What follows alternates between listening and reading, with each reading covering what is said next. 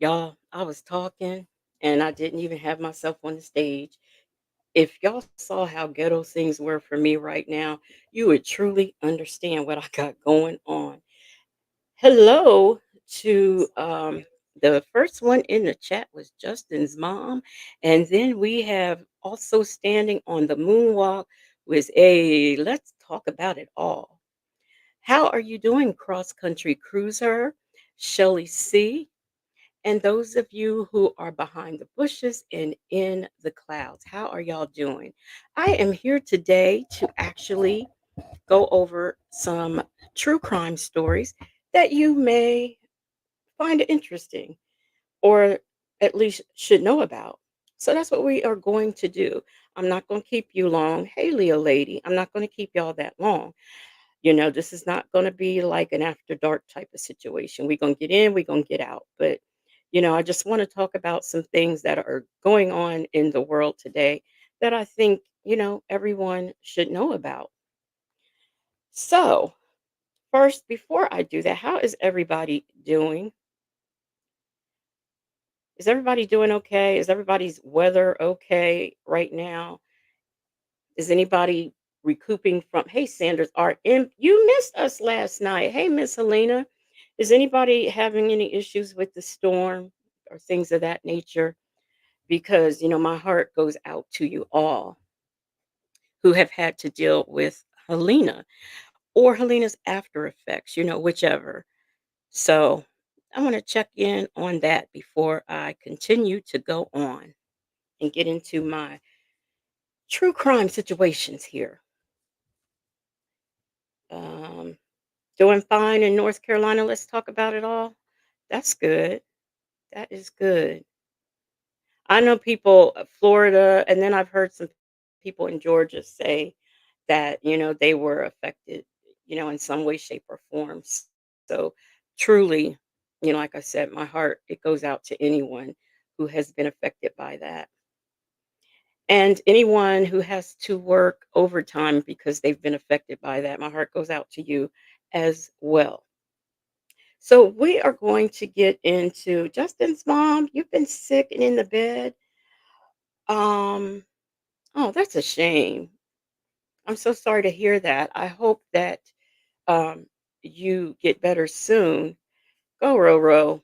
What are you doing? What is your rev off? Go, row. What are you doing? What is going on with your name? Y'all kill me.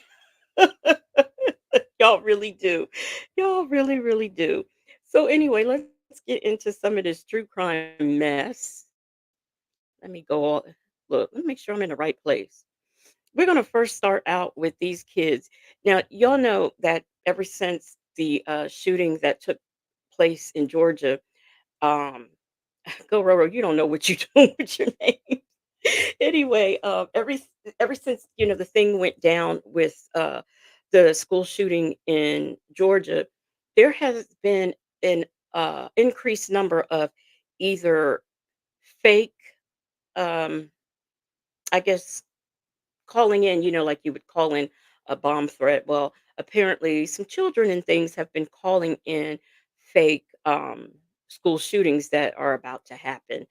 And there have been a lot of kids who have also been caught taking weapons to school. By weapons, I mean pow pows. So that's been going on, and it's really been, an uprise in that. But I want to talk about sometimes teens get into trouble and they don't get the sentence that they deserve. Hey, Dimples Wimples. They don't get the. Are we still celebrating your birthday, Dimples Wimples, today? What's going on? Is that what we're doing? But anyway, sometimes juveniles don't get the punishment that they should get when they first offend. And oh gosh. And this next story that I am going to talk about is going to get into that. Please ignore the barking dogs. This is a young man who has been arrested before, got a controversial plea deal, and is now back in jail again. So let's get into it. And y'all, please excuse Use the dogs. They don't like this true crime stuff either. But here we go. Plea deal for a deadly carjacking is now accused of driving more than 100 miles an hour while fleeing police in a stolen vehicle. Fox 9's Rob Olson is live in Minneapolis for us tonight with this story. Rob, you spoke with the family of the carjacking victim, the initial one, and they say they're not surprised by this at all. No, they say they are not surprised. They were basically expecting that Braveheart would reoffend. They're thankful that no one was injured here. But this is a case that is, of course, renewed criticism for Hennepin County Attorney Mary Moriarty, who had defended Braveheart's leniency, saying he'd completed residential treatment programs. But sharp criticism again today, including from the Minnesota Police and Peace Officers Association, saying that there must be real consequences for violent offenders. But again, the family of Stephen Markey here saying that they agree with that. They're not surprised this happened. I don't think anyone was surprised by this except maybe the Hennepin County attorney. Kristen Darastory said she cried when she learned Hussein Braveheart had been arrested again in a stolen vehicle after fleeing police at more than 100 miles an hour. I think most people, including my family, were waiting for him to reoffend and just hoping that it wouldn't be serious and cause another loss of life.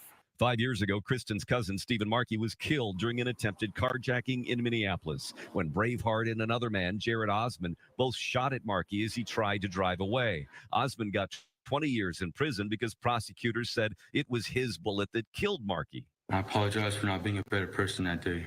But Braveheart wound up getting a plea deal late last year that dropped his charge to assault and let him walk with no prison time. Hennepin County Attorney Mary Moriarty defended the leniency at that time in the face of very heavy criticism. So sending him to prison, based on everything we know, will create more trauma and make him likely to be more dangerous when he gets out. The Markey family was furious then, still deeply hurt now. You can see it coming, right? We knew he would get in trouble again. The odds were in his favor of doing that, even though you'd hope for something else. Braveheart was arrested early Sunday by Eagan PD and charged with fleeing police, a felony. Kristen hopes Dakota County will bring a different outcome, and this time a far stiffer punishment. It was uniquely painful to find out what happened, but I'm also really relieved that no one else was injured as a result of his crimes this time. Reaction from the Hennepin County Attorney's Office today in a very short statement saying that we are aware of the situation in Dakota County. If the allegations are true, Mr. Braveheart will be held accountable. He's still in custody in Hastings, appears in court again in October. Live in Minneapolis, Rob Olson, Fox 9. All right, Rob, thank you. Oh hell, I didn't mean to play a Fox News clip. Ugh. Anyway, Shelly C, you're not without power, are you? I hope In the not. past 24 hours, there's been a lot. But anyway, see what happens now. Instead of this young man being punished, Hussein the way Braveheart, that man he who should took a have been controversial punished. plea deal for a deadly Oh, come carjacking, on, is now stop. accused of driving more than 100 miles an hour while fleeing police in a stolen vehicle. Fox 9's Rob Olson is live in Stop. Minneapolis for one, and they say they're not Okay. surprised by So this. anyway, y'all see, this young man was not punished the way he should have been punished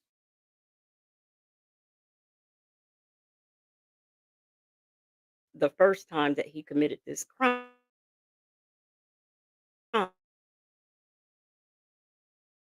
And you see what happens. He goes out. Damn, what is going on? Let me stop sharing because this is ridiculous. Okay.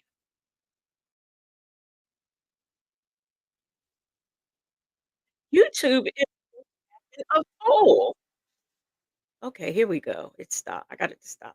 So help but think that the reason why things were so lenient for him is because of that if a young black man had done this, there's no way he would have had the opportunity to offend again, to understand.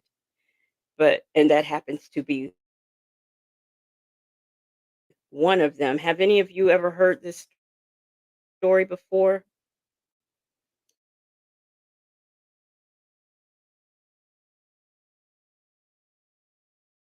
of this man and his or this on something this that something like that has happened?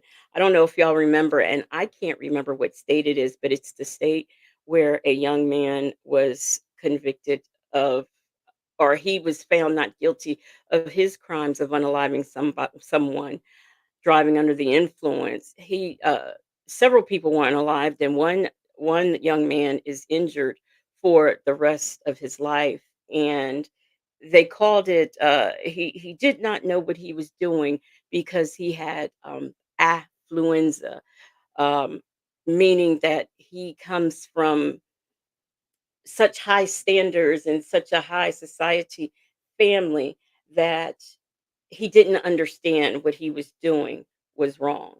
So, how are you doing, Zen Soul? So, it's unfortunate, but things like that happen. Now, what the story I'm about to bring to you now, it's funny. I planned on doing this story, and when I look today, I see Law and Crime pick the story up. So, we're going to get into a young man. He is a TikToker. He has 4 million followers, 4 million, and he unalived a doctor. So when I saw the news, I thought to myself, this is strange. Why would this young man who is as far as I'm concerned, as young as he is, and 4 million followers on TikTok, he is really, doing good. So what on earth and why on earth would he unalive this this doctor, this therapist? And I really was not getting any information as to what happened and why it happened until I went over to TikTok, where he apparently has a lot of support. And what I have found out is that this doctor, when he was 11 years old, went to this therapist, and this therapist inappropriately touched him. Now, what happened was the grandmother saw a change in his behavior where he would have either violent outbursts or he would be very depressed, just some things going on with his behavior that she thought was strange. So she took him to another therapist, and he confided in that therapist what went on. Now, apparently, this went to court. And from what I understand looking at TikTok, it got nowhere. And it's also my understanding from what I'm seeing on TikTok that this he's not the first person who made these allegations against this therapist. So we are going to get into Law and Crime. Now, I did not watch Law and Crime to see what they had to say about it, because I wanted to review this with you, but I just wanted to give you some background as to what took place and what I had to go to TikTok to find out because I certainly wasn't getting it from the regular news. All they're telling me is that hey, Nesto Shackles Shuffle Walk of Shame. All, they were telling me is that, and what makes it so bad is the young man has not been charged with unaliving him. He's been charged with stealing his car so far. And as far as I know, he's still wanted because they have been looking for him. And as far as I know, he's still wanted unless they caught him within the last 24 hours. So we're going to get into that on Law and Crime. Oh, okay. Here we go. Where is my YouTube? Okay, here we go.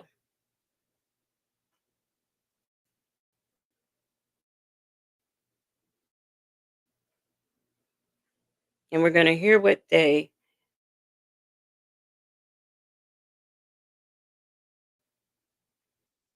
That's the thing. The news was so vague about this. I'm like, what did he carjack them? And then I'm finding out he's on TikTok. And I watched some of his stuff. Now, the stuff he does on TikTok is of no interest to me, but 4 million people are interested in him and watch him. But the thing about it is in watching his TikTok, there were signs that he was about to, or that he was losing it. He had this long hair and he cut it off. It was just very strange. And then there's another TikTok where he is posing for his mugshot. And, he made the comments that this is what he was doing and this is what was coming up. So it's just very, very strange that he was giving clues. I'll call it a cry for help. But I hadn't heard that the therapist went to his house, but we're going to see what Law and Crime says about what's going on. Because, like I said, the news is being very, very cryptic with their reporting of this story. This be connected to allegations of misconduct against that counselor. We're digging into the large-scale investigation and how something like this could happen with a licensed clinical social worker and trauma expert. Welcome to Sidebar, presented by Law and Crime. I'm Elizabeth Milner, in for Jesse Weber. Over the last several days, rumors have been building online about an influencer whose real name is Terrion Thomas. The 20-year-old might be better known by his username, Mr. Prada, and has more than 4 million followers on TikTok. And I will admit, I used to watch some of his videos. Now, according to people who follow him online, Thomas has been behaving more and more erratically. For example, he posted a video of himself shaving his head, leaving little patches of hair all over. He also posted. And when they say, look, I mean, you could literally see the patches and the spots. It was frightening, and it wasn't normal. In May of last year about practicing his mugshot because this might be the year someone's going to meet God if they make him too angry. Now it's Thomas's actual mugshot that's making rounds on social media. He was detained on Tuesday in Dallas, Texas after he fled from a traffic stop where he was spotted driving a dead man's car. And we just learned he's officially been charged with murder. So here's a timeline of what we know so far. Dr. Nicholas Abraham's body was found on Sunday, September 29th, wrapped in a tarp on the side of the road in Louisiana. Deputies say his body was hidden partially. Now, this is another thing. If you see this young man, he's very, very small. And you can't look at somebody and judge their strength. But uh, I I don't know that the fact that he was able to do this and wrap him up in a tarp and dump him on the side of the road. I don't know. It's kind of iffy and questionable to me. In the woods about 60 miles away from where he worked. The 69-year-old was a mental health therapist based in Baton Rouge, as well as a former Catholic priest. Oh He also made Lord. regular appearances on Baton Rouge television. The coroner determined Dr. Abraham died from blunt force trauma as a result of homicide. Investigators in Louisiana have been working. So I did not know that this man was, as well as being a priest, he is a minister. I did not know that. To figure out exactly where Abraham was killed. The sheriff said no weapons were found near his body, and a search of his home turned up with no clues. His roommate told deputies that Abraham said he was going to have his car cleaned and do some paperwork at his office on Saturday, but never came back.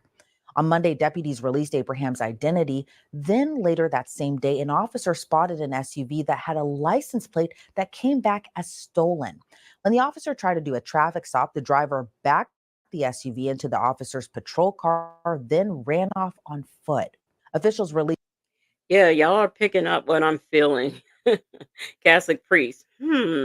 Yeah. Surveillance video showing the last person known to be driving that SUV. When they posted these photos online, people immediately started making the connection between the man in the picture and Mr. Prada, saying the two look just alike. On Tuesday, officers in Dallas, Texas, were able to take Thomas into custody. He's charged with allegedly having a stolen vehicle, running from police, and now murder. So what do we know about Dr. Nicholas Abraham? Abraham's website reads, Dr. Nick specializes in addiction, substance abuse, anxiety and depression, relationship growth, adolescent and adult developmental issues, and sexual identity concerns. He has further expertise in men's health and wellness issues and is a member of the Louisiana Counseling Association.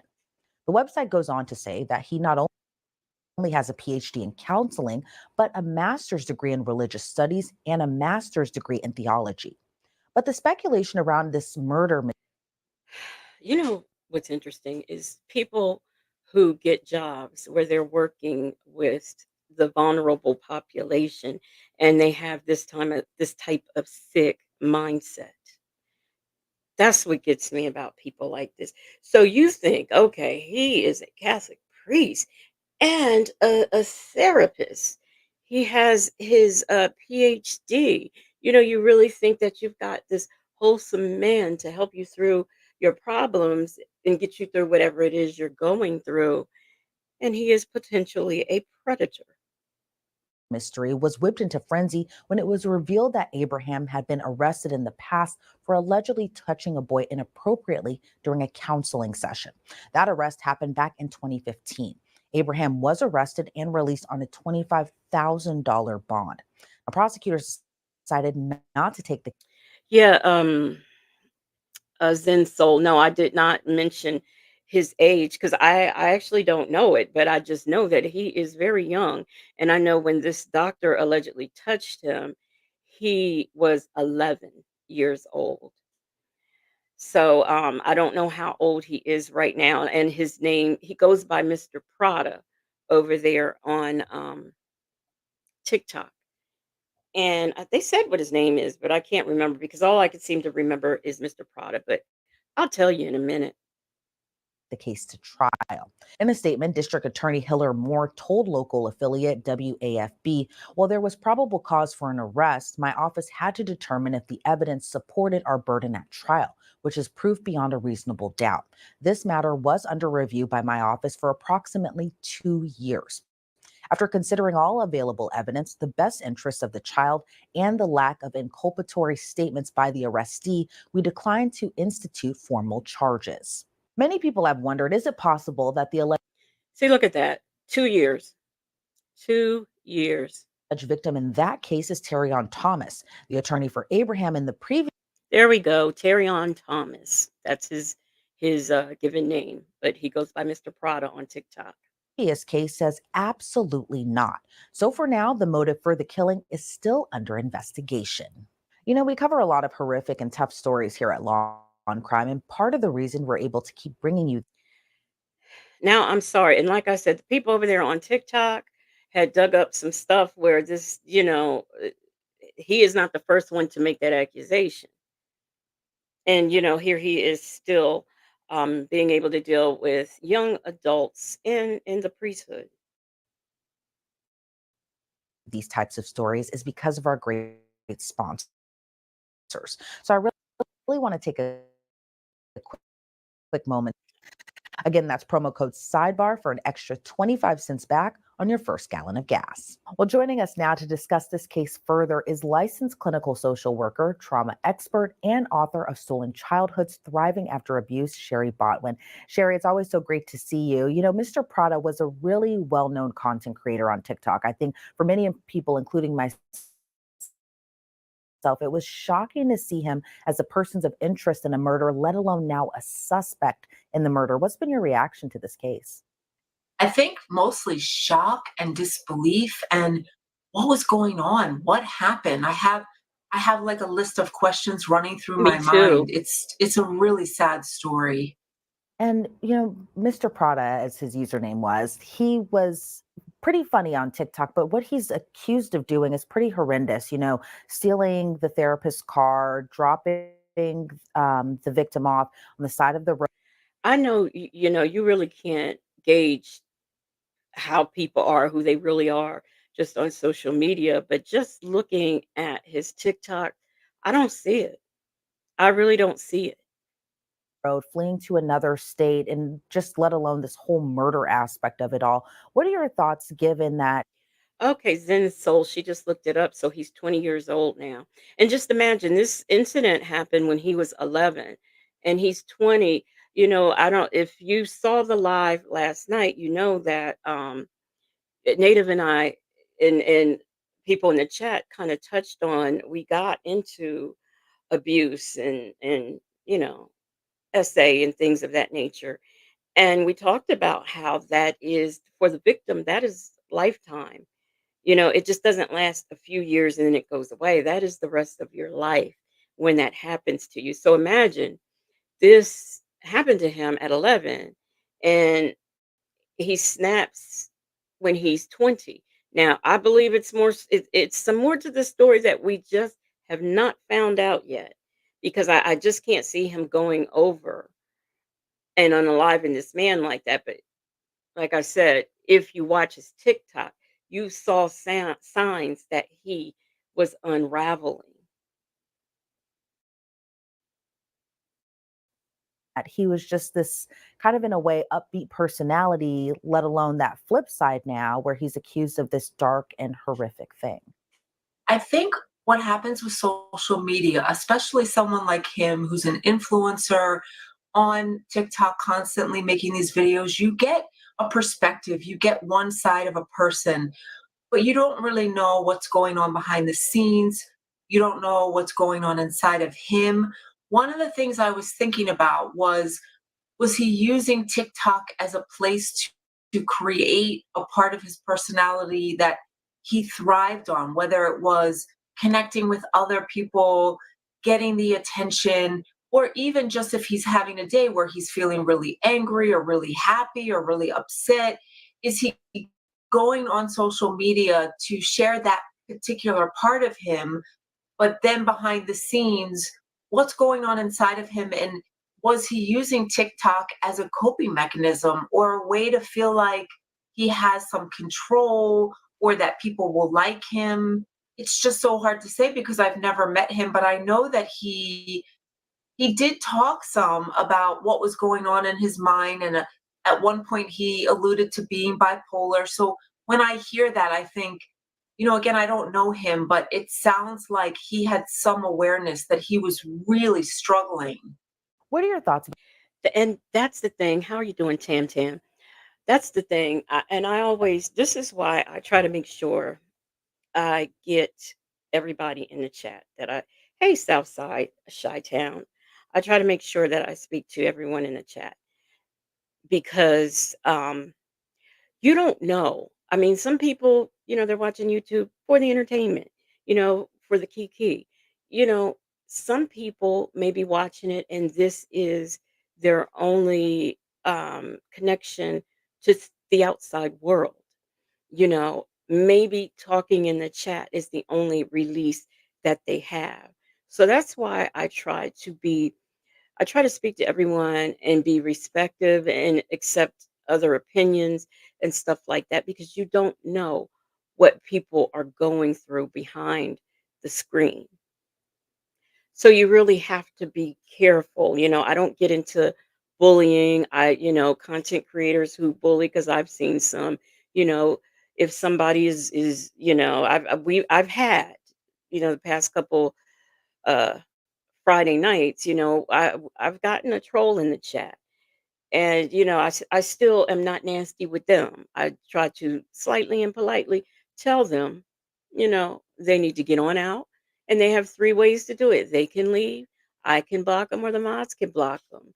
But I'm not going to argue back and forth with them. I'm just not going to do it with anybody. If you come in here and you want an argument, this is not the place because I'm not doing it. You could just go. But I try to be mindful and respectful of everyone else who is acting in a civilized manner in the chat because you just don't know. Zen Soul said yes, may be their only social outlet. Somebody might be agoraphobic, which is somebody who's afraid to leave their home.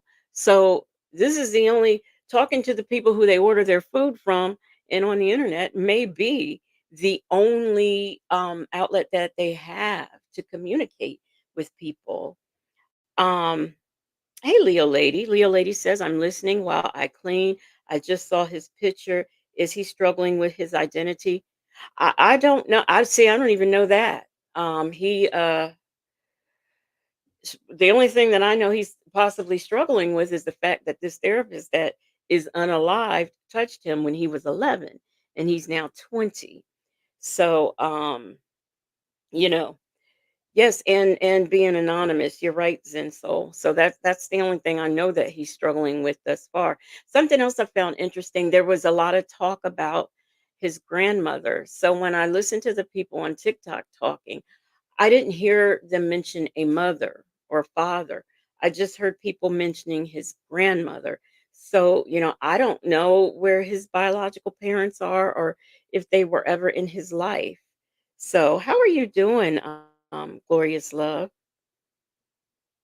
About the pressure that a lot of TikTok content creators face. Because again, he's only 20 years old, but he had a following of, I think, more than 4 million followers. It's a lot of people kind of following your day-to-day life. But what are your thoughts on how maybe the pressure of social media may have played a part in kind of him maybe snapping in a way, allegedly?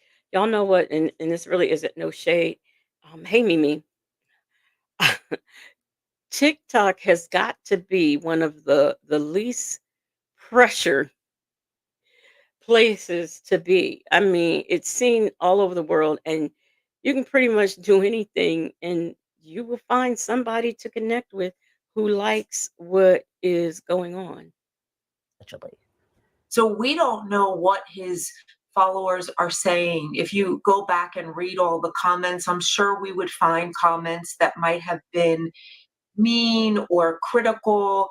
And I think too, once you're an influencer, the expectation is that you be making these videos, you be on visible to your followers, probably more. And I did not, and I didn't sit up and read every comment, but I looked and I didn't see that. People really liked him and they really enjoyed him. Hey, PW. And, on the videos that I found concerning, other people respectfully found concerning and made comments, but I just did not see anything like that. So I don't think that that's what it was. I just think he was struggling internally with some things. And it all stems from that doctor slash priest. Multiple times a day. And I think that alone, especially for someone who's young and someone who may be struggling with some type of mental health issue, what it does is it exacerbates all of the insecurities that someone struggles with. And I think for some people, the pressure can really get them to a point where they become, whether it's homicidal, suicidal. Again, we're not hearing that side of him because he wasn't sharing any of that. Now, see, this is what I don't like. I don't like for that to be the focus. The focus is not where it should be. And the focus should be on these allegations that he made against this man when he was 11 years old. And people are, the news, everybody is being cryptic and skating all over it. And I don't like that. Don't try to say him being a content creator is what may have possibly drove him homicidal. Don't say that. You're missing the point. Leo Lady says that was something terrible to happen to a child. He probably replayed it over again. And that is true. And I'm here to tell you, just by what I know for myself, you do replay that. Some people, things like that happen to. And hey, trust in my destiny and Miss Boogie Down. You get to a place in your life where you move on from that and you don't carry it around with you, but the memory is still there. But it doesn't work out that way for everyone. Miss Boogie Down says, "Hey, Legacy and investigators, he made a choice to be on social media, just like folks were blaming video games and movies. Stick to whatever his issues were." Yeah, I don't no, I don't think that that's what it was. Leo Lady has asked, where is the person who violated him? Well, he allegedly unalived him, left him on the side of the road in a tarp. And I still question that because this young man is very, very small. And that man who was unalived is very, very large. So I'm questioning that. And this is not the only child that he has been accused of touching. Justin's mom said, right, obviously there is something going on. Hurt people hurt people. Yes. Yes, most definitely. One of the hopes I have as this case unfolds is I want to find out more about him. I want to know more about what he was thinking. Of course, I want to know what his relationship was with this particular therapist. So I think right now there's a lot of questions that we don't have the answers to, but once you become an influencer and once your name is out there, there are a lot of expectations that you can put on yourself or that others will put on you. And it can be dangerous for some people. Many of his viewers and followers have speculated he might have had mental health issues that he was conveying on the internet. You see him on video after he shaved his head. Do you think he was conveying to his audience that may have not known at the time that he was experiencing a mental health crisis? See, and this is another thing, and maybe he does have mental health issues, but that's not what's going on here. Nobody will say it. Shelly C says Fox 8 Live, WVUE tagline from 2 days ago says therapist unalive in Mr. Prada's apartment. Really? Okay, that's interesting. PW says people still have difficulty seeing boys, men as SA victims of other men. Yes, of other men. Or I think they think if this happens to a male, they should be able to suck it up. I think that that's also the feeling that people have. But that's interesting. What was he doing at his house? Hey, Nola Brown. I just wish more information will come out about this case and what I should have done but didn't do, because I just thought for sure that other outlets would pick this up and report on it. But see, the folks over there at TikTok who support him, they've done their homework. This is how I know that this is not the first time that this man has been accused of this. And that's how I found out that when he was 11, he also did this to him, from TikTok, because I did not hear it over at on the news that I watched. I just happened to go to TikTok because I wanted to see what his content was like. And this is when I found all of these videos um, with the people over there on TikTok explaining that he had been violated by this therapist and all these things and all of this support that he has from people over there. Because at that time he was still wanted. And, people were wanting him to turn himself in, and they were very, very concerned about him. Yes, Miss Helena, the internet solves cases. They really do. And, sometimes people don't want to give the internet sleuths the credit that they are due. But I found out more information about this young man over there on TikTok than I did on the news. Because the news, they're not even saying, oh, we don't know why this man was unalived, or he was just found on the side of the road. Nobody knows why. Oh, they let him on a high-speed chase in his car. Well, I got questions. How did he get the car? What did questions? Why this man? All of a sudden, this man has $4 million on TikTok. That's a lot over there. He's probably making good money for his age over there on TikTok. So please get to the matter at hand. Something happened to this young man, and that therapist/priest is the one who did it. That was my first reaction when I watched the video with him having shaved his head. He does allude to being bipolar. So one of the things I'm thinking is this a way for him to signal to people that he needs help? Is this the part of him that doesn't feel like people are listening? Hello, Oh Angel Baby. Oh Angel Baby says, I don't know the background of him being violated either. That makes me sad that I was judgmental without knowing the facts. I put him in the category of other influencers that did bad things. Yeah, no, this young man had something going on and he was crying. I mean, I would want to think, some of y'all are here every time I do a live and y'all spend y'all's Friday nights with me. I would like to think if I put a picture up saying this is I'm practicing for my future mugshot, I would hope that you would, try to hit me up and say, well, what's going on? And not just dismiss it. I mean, come on. Does anybody behind the scenes in his family, his close friends, whoever he's connected to, do they know what's really going on inside of him? Those are some of the questions that I have. And again, one of the things I know, because I work with a lot of young adults who use social media, who post on social media, people use social media to get the word out.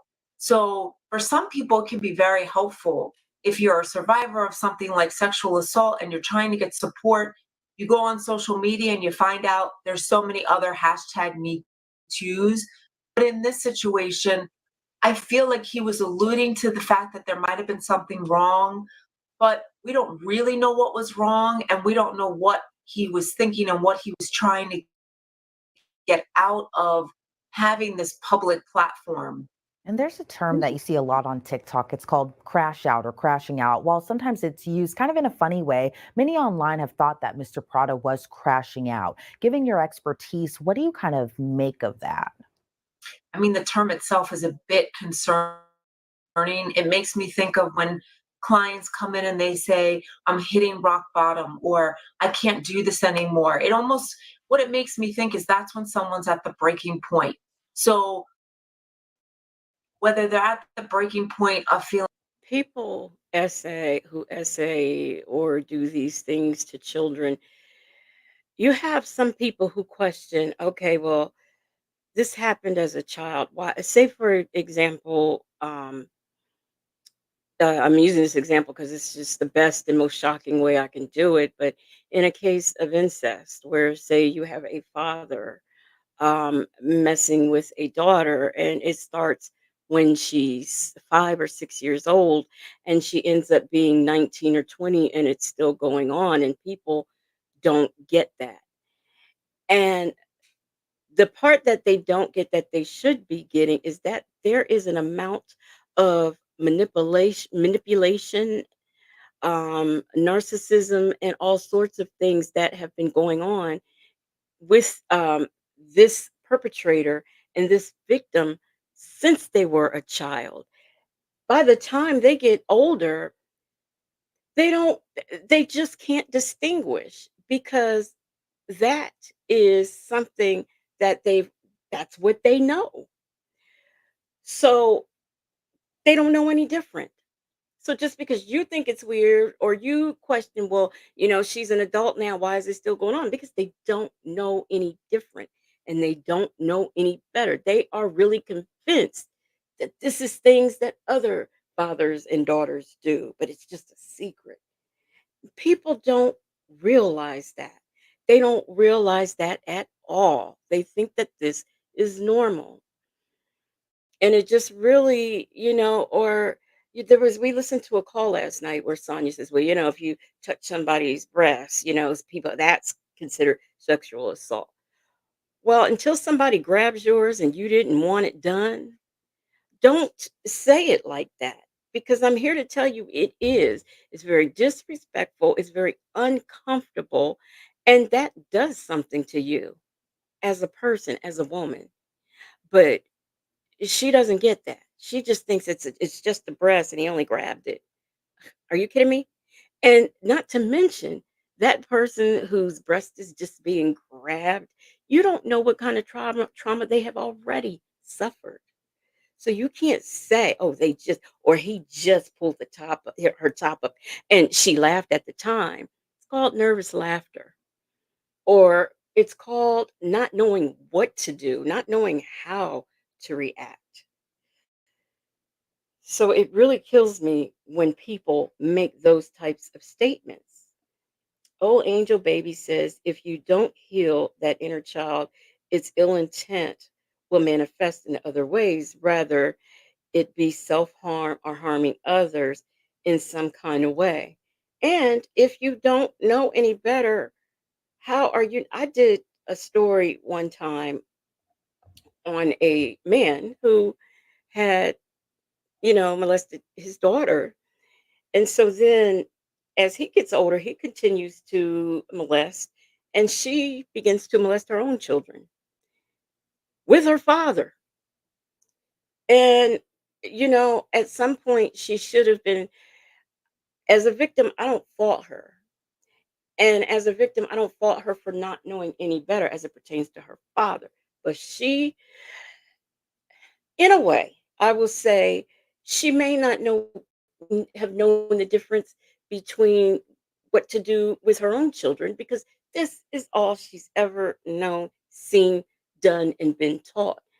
But there should have been some kind of way where she said, "Hey, I didn't like this done to me, so I'm not gonna do it to my children." I still understand her as a victim and as a perpetrator. I honestly do.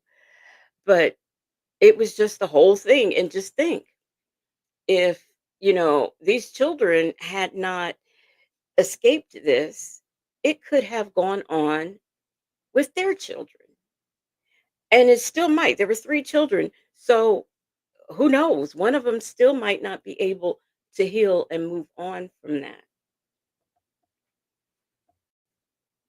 These are things that some people just don't get. Days, or if in fact they are struggling with bipolar, crash out could be hitting rock bottom and feeling homicidal, suicidal, but it also can mean for someone who has bipolar that they're at the height of the mania phase. And it's a word that I think when people use it, we really have to be careful how we interpret that and how we respond. So if he's going on social media and describing feeling like that, or other people are saying that, to me, that's a warning sign. That's a red flag. And what are your thoughts on the allegations that the therapist had also faced, where he was accused years ago of inappropriately touching a young boy? What are your thoughts, kind of given that aspect? Although the lawyer for the therapist has said that Mr. Prada had nothing to do with that or anything like that. He's not the alleged victim in that case. But what are your thoughts, given that added aspect of the allegations the therapist also faced previously? I mean, I think we're going to find out. I think that those are allegations that are obviously very concerning. And like you said, that charge was dismissed, and we don't know anything really about that part of his story, but we will find out. Coincidentally, a lot of times those charges are dismissed because of the age of the children, or for some reason people don't believe kids, as if they just go around making that up. People have to understand that when there are therapists, doctors, teachers, that doesn't mean that they are perfect, or that they too may not have something going on, whether they're struggling with a mental illness. So it's an interesting aspect of the story. And it's obviously, for me, one of the questions that I have. What was his relationship like with this person? Was he seeing him for therapy? What were the boundaries in that relationship? So I think what we're going to find out. It's interesting that that part of his past has come out, because it's going to leave people with a lot of questions. And I think another kind of interesting aspect of this whole case is just how much the internet kind of played a role in what I believe to be kind of catching the suspect in this case. As soon as that persons of interest photo came out, people immediately started making that connection that this is Mr. Prada. What are your thoughts on kind of the aspect that a lot of his followers, a lot of people who have followed him throughout his career, kind of helped play a role in him getting apprehended by law enforcement? They helped not because they wanted to be spiteful and see him get arrested. They helped because they were genuinely concerned about this young man and what he might do to himself. Man. I mean, again, I can only imagine what Mr. Prada is thinking, but once you go out there, once you become a public figure, everybody's going to know who you are, at least his followers. And the thing to keep in mind with social media is people have a love-hate relationship with influencers. There are some people that sound like they adored him, they found him to be entertaining, but then there were some people I was reading about who were not surprised at all when they heard about the allegations. And again, those are the people that if they see him, they will make a call. And that's the thing that you have to keep in mind. You're no longer going to be able to you're no longer going to remain private when you're being followed by 8 million people. And the 8 million people that follow. Let me tell y'all something. There's some people that are on TikTok that if I found out they caused harm to somebody, wouldn't surprise me. Not one bit. Him, they didn't all love him. And again, it's just about 4 million people, still millions of viewers, still millions of followers. But just to clarify, just 4 million, a little more than 4 million, I should say. Well, Sherry Botwin, I appreciate your time today and joining us on Sidebar. Before we sign you off, is there anything else you'd like to add? I mean, the thing I just want to say is this is a story that there's different messages that we need to walk away with. Number one, if you're following someone on social media, an influencer, and you're hearing things that are concerning or feel like red flags. Thank you so much, Mimi. You are correct. Mimi says she's using her opinion about this young man. Yes, she is.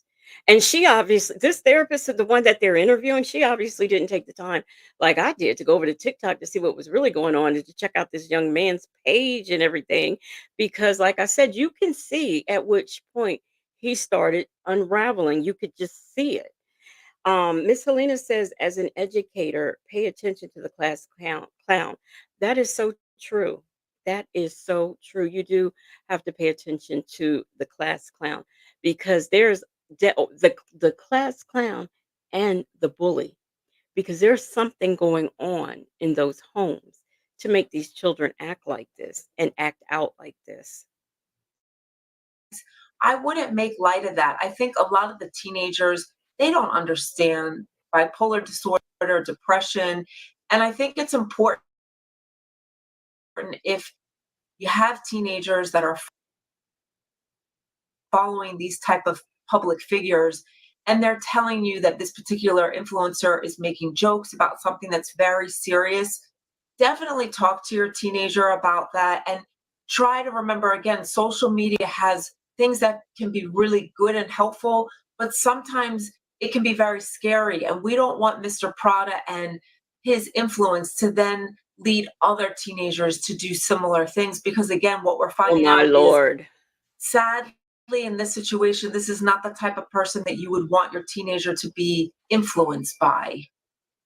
All right, Sherry Oh Botwin, my again, thank gosh. you so No, much for your she time today. I didn't. really appreciate it. Thanks for having me.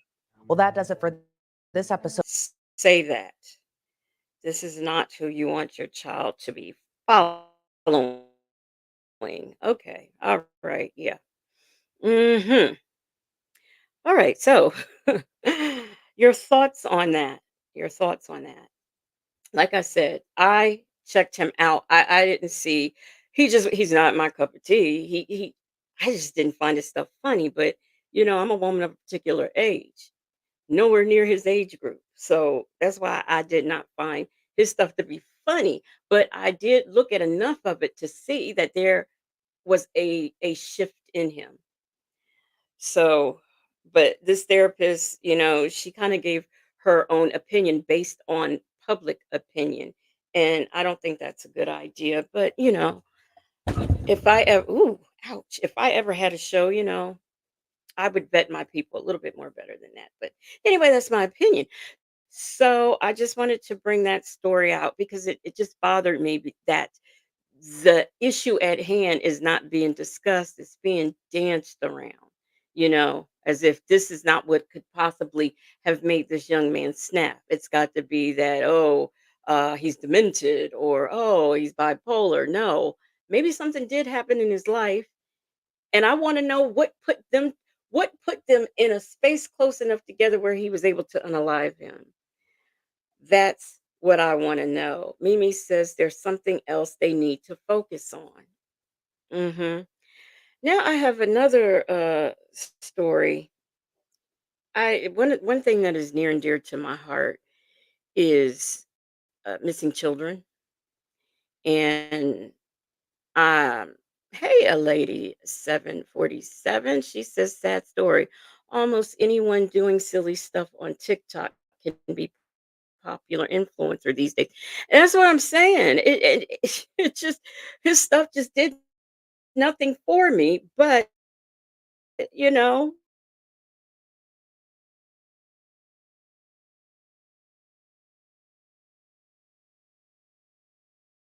he's popular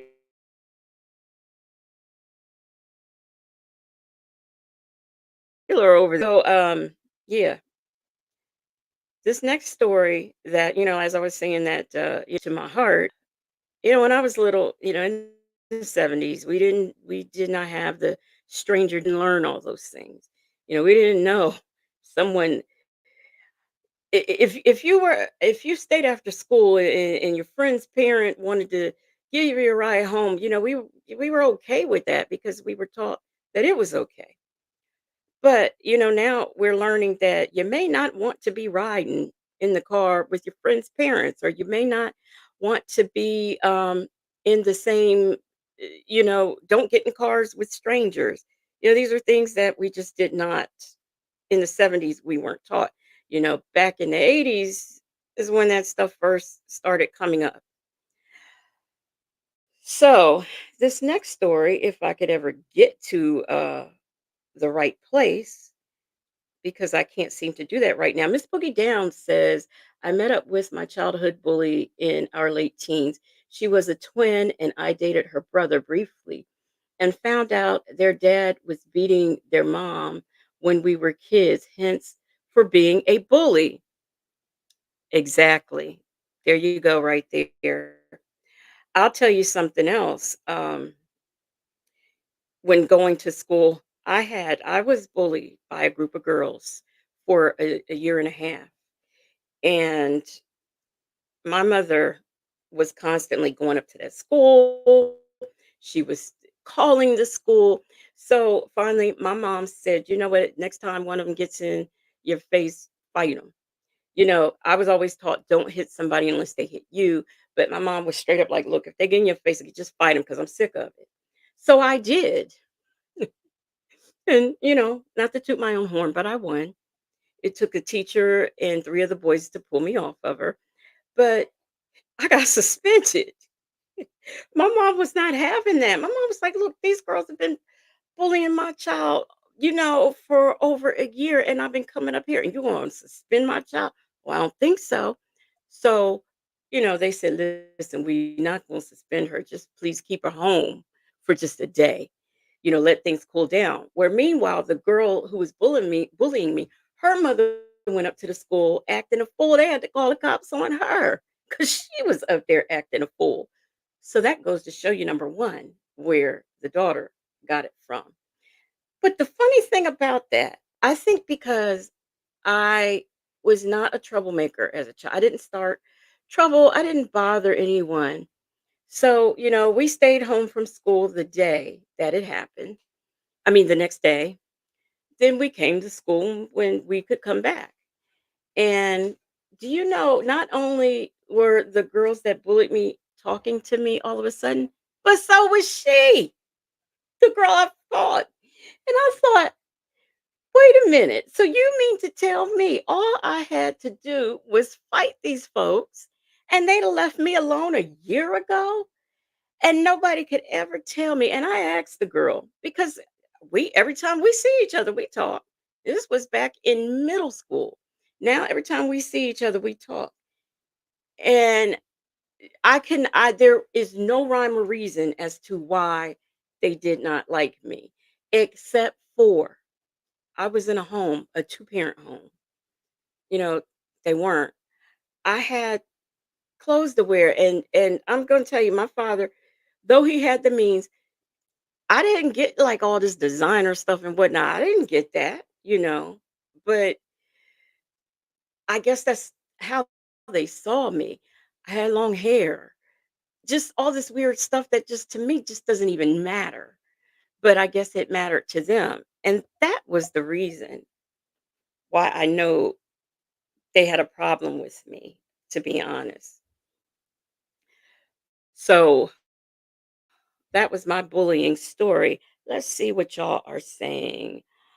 Um, Miss Boogie Down says also him being bipolar could indicate something triggered him, not justifying his actions, but questioning what took him there. So true. So true. Um, Zen Soul says, I always ask myself, where are the parents? Yes. Yes, where you go, there's a wide range. You go from parents either not caring, not doing anything, not being attentive to parents being overly attentive, wanting to go up to the school every time there's a bad lunch served or a snotty nose. So yeah, you're right. You do get that. Um, a lady says that's usually how it goes. My mom was a teacher and told me bullies always had crazy parents. Miss Helena says the same thing happened to me. My school bully and I are now friends. She asks for forgiveness because she knows she made my life hell. Those girls made my life hell, but they act like it never happened. That's what killed me. They act like it never happened. When we went back to school, it was like it never happened. And I never understood that. Never, never, never, never. So anyway, we're going to get into this next story. Why is stuff I deleted still on here? Anyway, we're going to get into this next story that is very, very, very disturbing. And it goes to show you how you really not only have to teach your kids, but watch your kids. And here we go.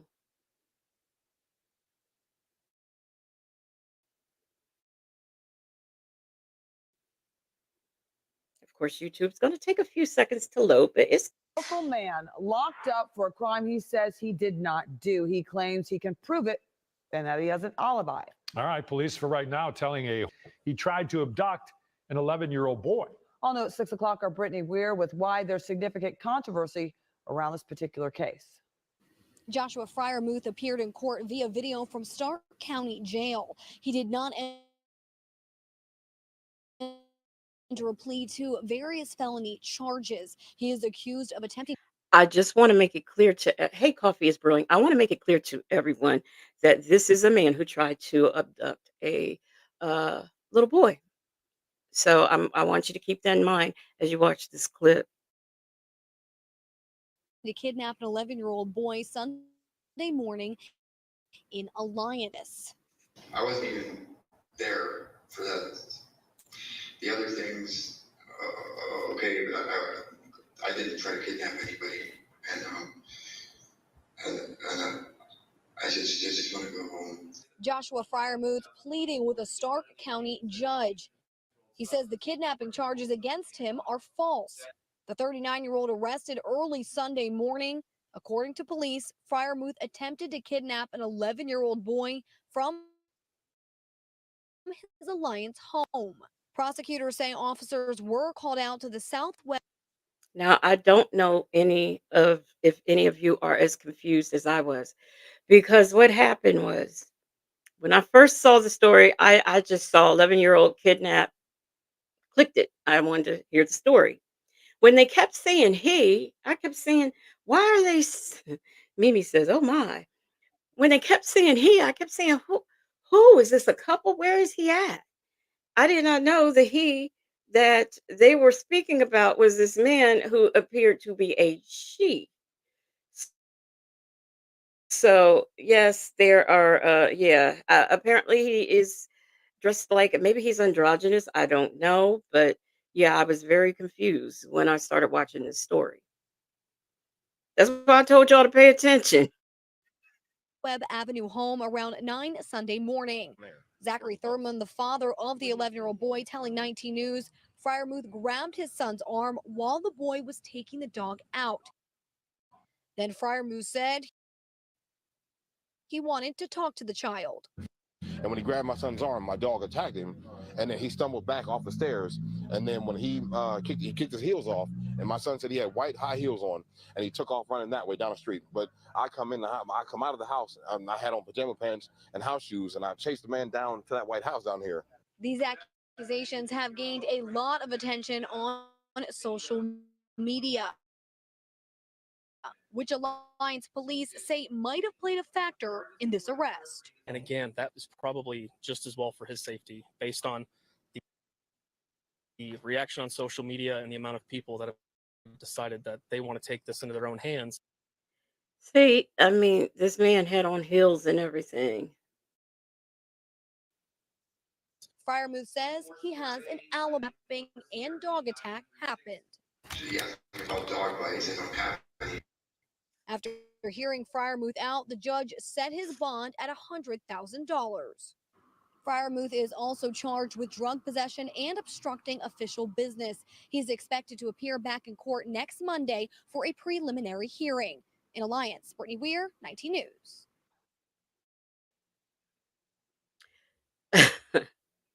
So there you have it, and y'all's reaction is the same way that I reacted when I first saw the story. It made no sense to me. I was trying to figure out why. Local man locked up for a crime he says he did not do. He claims he Wait a can minute, let me prove get it out of this. and that he has an alibi. All right, police for right now telling a kills me with whole this. different story. However, at 5, we told you how prosecutors say he tried to abduct. I get so sick of YouTube being slow sometimes. But anyway, a lady said, "This is why I believe in abortion." PW says, "Yeah, it got attention for all the wrong reasons, not because a black child was almost kidnapped." Now, for me, like I said, I saw a story of a kidnapping and I clicked on it because that's Our top just story tonight, 2 here we go. adults and a juvenile have been taken into custody for capital murder after the Okay. body of So, yeah, you're right. It did for all of the wrong reasons. It got attention, but I was interested in, another child trying to be kidnapped, and then when I saw the story, I was like, "You've got to be kidding me!" And this guy's saying he has an alibi of a person who he intended on taking this child to. Who knows? I wouldn't believe anything that he has to say. But he's being held on $100,000. Now we know Nesto likes to say he's being held on a murder bond. I wonder what kind of bond he calls this. PW said, "How many look like her in the neighborhood? Not hard to identify. Don't do crimes." Yes, I will certainly agree with that.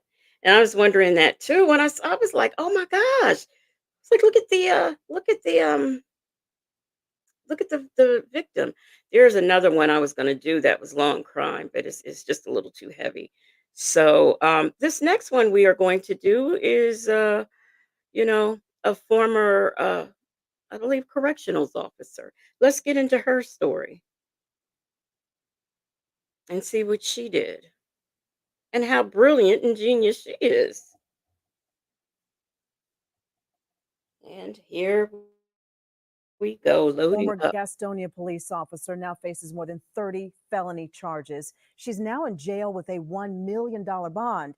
Xana Dove was already facing charges in Mecklenburg County, accused of a scheme to steal thousands of dollars from Wells Fargo. Now, a joint investigation has found evidence of more crimes committed while she was on the force. Channel 9's Gaston County reporter Ken Lemon had the only camera in the courtroom today as Dove faced a judge.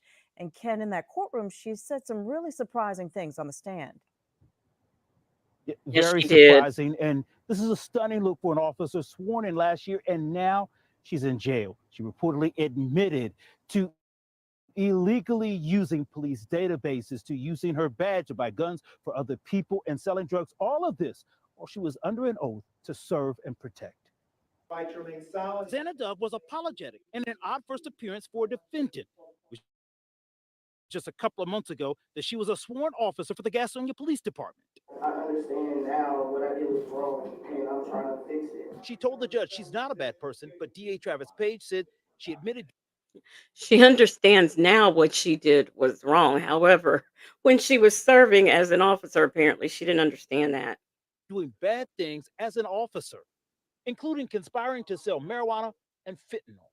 There was a text message back to the defendant that said these pills aren't strong enough. They need to be stronger. He said this investigation began when police searched an informant's phone and found an image of a background check, obviously conducted by an officer. Page said investigators found Dove had run license plate checks and checked criminal warrants, then sent that information to others. One circumstance, she was paid for that particular information.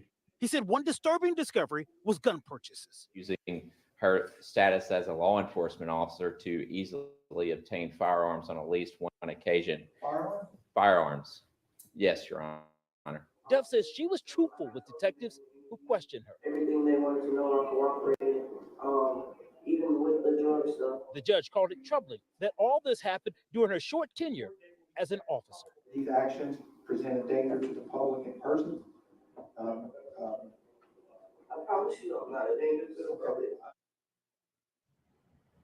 The judge didn't believe that he increased her bond to $1 million. She faces similar charges in Mecklenburg County. Look at that. She got a murder bond.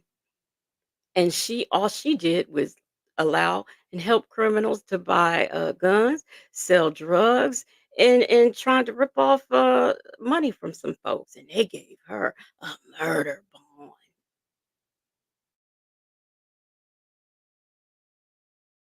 And she's due to face a judge there Friday. The police department just a few months ago. And so, of course, the question comes, what happens now to the cases that she worked as an officer? Miss Selena is I talked civil. to the DA about that. He says they're currently reviewing the cases that she has to see if they can prosecute those without her testimony. If they can't, those cases may have to be dropped because she would be considered now an unreliable witness. Live in Gastonia, I'm Ken Lemon, Channel 9, Eyewitness News. Lord have mercy. She's an unreliable witness. Isn't that awful? Unreliable witness in her own case. But yes, Miss Helena, it's civil. It is not.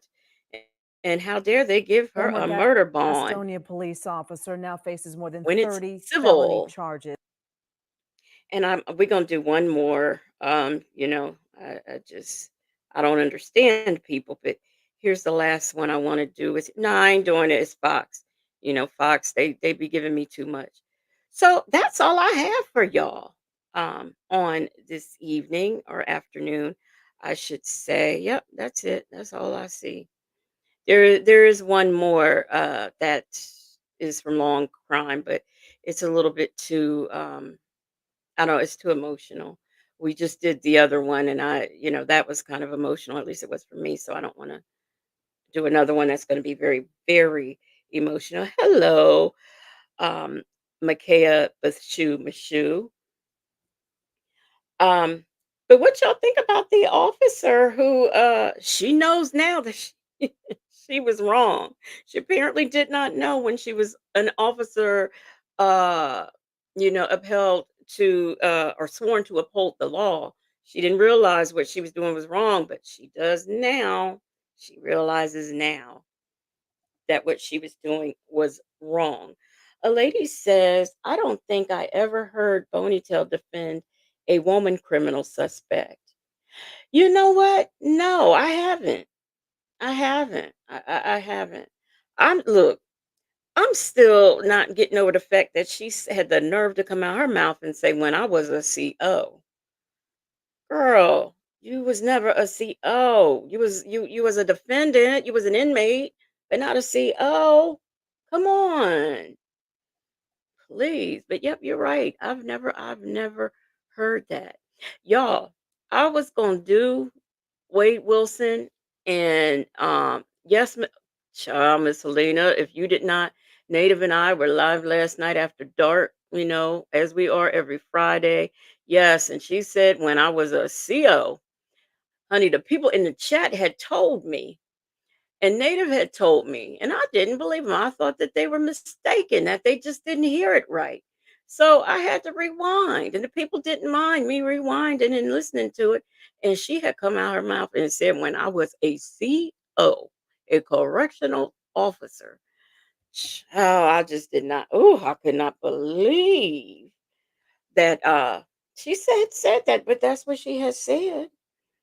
Now, y'all, I was going to do this Wade Wilson situation where he was dealing with this Ari person who is very much so as delusional, or in my Andrew Caldwell voice, delusional, like Sonia, and saying she is a lawyer, she's a billionaire, she worked for the Innocence Project. She funds all of the Innocence Project all over the United States of America. I was going to do that. But I tried listening to the first call, and I drifted off to sleep. This was in the mid morning. Then I played the one with Jessie, whoever she is. I don't know where is he finding these women? I don't know where Jessie came from because I kind of checked out of Wade Wilson. So, then Jesse and Ari, I just could not make it through those calls. It just was not keeping my interest. So, I decided I couldn't come on here because there would be no way that I could provide y'all some presentable commentary with that nonsense. It was just bad. I just didn't see anything I can do with it. Zen Soul says Ponytail worked for the Innocence Project as well, right? No, Zen Soul, she said she worked for the Innocence Project, but first of all, she said she worked for the Innocence Project in Cleveland, Ohio, and there is no Innocence Project in Cleveland, Ohio. There is one in Ohio, but it is not in Cleveland, number one. And number two, you just can't work for the Innocence Project. It doesn't work like that. You have to have so many years under your belt. I mean, even the folks that answer the phone, they're not just people who filled out the application and qualified. You have to have a certain amount of school and all of these things to go and work for the Innocence Project. So you can't just go to law school and apply for the Innocence Project. It just does not work like that. So, and I knew when she said it, she was lying, but I wanted to do my own research, so I can come to the people and say, not only is she lying, but here's the qualifications, and she meets none of them. So, they don't just go around hiring paralegals to work for the Innocence Project. Just doesn't work like that. So, yeah, she said that, but it was a lie, as all of the things that she says usually are, all lies. We know how she loves to toot her own horn, and tooting her own horn is what she does best, but I don't believe her horn when she toots it. So, this is what I see when she toots her horn. So, anyhow, that is all I have for you guys. Now, you never know. I might pop, I might pop back up on here, tonight, then maybe not. I am, however, trying to rectify the situation with the watch party that I tried to have last Sunday. I'm trying to get it straight for this Sunday. So y'all might want to, tonight and tomorrow morning, check my community wall about the watch party in case I get figured out what I need to figure out. In case I get that done, and we have ourselves a little watch party tomorrow. But other than that, that's all I have. I'm not going to keep y'all. I appreciate y'all being here because y'all could have been anywhere else, but y'all were right here listening to me and watching me while we get into some true crime stories. And I truly appreciate it. I want to shout out the the magnificent Moonlight mods. I appreciate you being here. I appreciate all of you who were here in the chat communicating. Those of you who were in the sky or in the bushes, I appreciate you all. Y'all have yourselves a wonderful evening, and you might see me tonight. Who knows? DJ. Thank you.